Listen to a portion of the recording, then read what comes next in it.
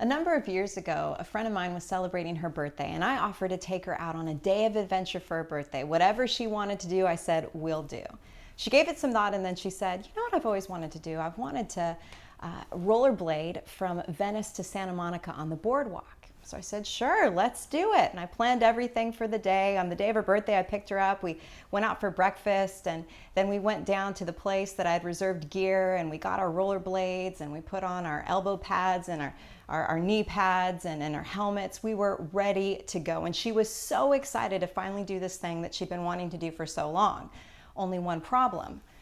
I had never been rollerblading in my entire life. Yeah, no, I didn't know how to rollerblade. I didn't even know how to roller skate or ice skate or even ride a skateboard. I'd never done any of those things. And to be honest, coordination isn't my strongest suit. I didn't tell her these things because, I really wanted her to have her day of celebration and do whatever she wanted. And besides, I thought, how hard can it be? Like, I'll just get on the boardwalk and improvise. Yeah, it was a complete disaster. Listen, when I tell you that I fell at least 50 times that day, I'm not exaggerating. And because I had no idea how to really control myself on these rollerblades, and I was flailing and just really trying not to injure myself, whenever I started to feel myself losing balance and thought I was gonna fall, I would just kind of like stop moving, tilt my body towards the sand, and like slowly roll into it. And when I actually was moving and not falling, well, there were like little children whizzing right by me, which is a real confidence booster. And I was afraid I was going to hit them because I really didn't know what I was doing. So I would just like yell at the children as they were coming towards me, like, shoo, shoo, get away, little children, like run for your lives. Yes, like a complete crazy woman.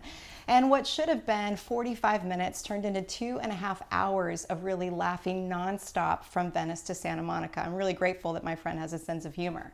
But I think about that time, and I think about the experience that I had, and truthfully, I needed lessons, I needed help, and if I had been forthright about that, then it would have completely changed the whole experience I had from Venice to Santa Monica.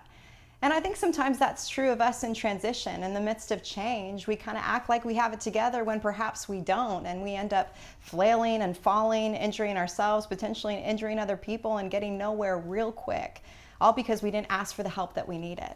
In the midst of change and in the midst of transition, we need help. We need to engage in honest and bold prayers, seeking help from Jesus, and also engage in honest and, yes, even vulnerable conversations with people around us. We need wisdom, we need support, we need encouragement along the way.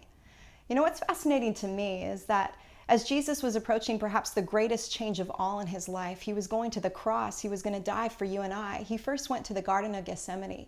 And as he went there, he began to pray, and his prayers weren't neat and nicely composed. No, they were passionate prayers. They were direct. He was so present in his pain as he prayed that tears of sweat and blood began to pour down his face.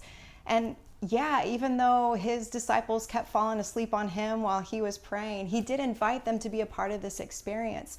Even Jesus knew that in times of great transition, we need to engage in honest, bold prayers, and we need to engage in real community. I want to challenge you and encourage you. Listen, none of us have it all figured out. None of us have it all sorted out. So we really waste a lot of time when we act like we do. Instead, we need to seek the help that's actually going to get us from point A to point B, that's going to help us really make the most of seasons of change, transition, to gain momentum in new seasons. My prayer for you today is that as you read scripture and as we study the Garden of Gethsemane story together, that you would find the boldness and courage to pray honestly, and that you'd engage in real conversations with real community to get the help and support that you need as you navigate change.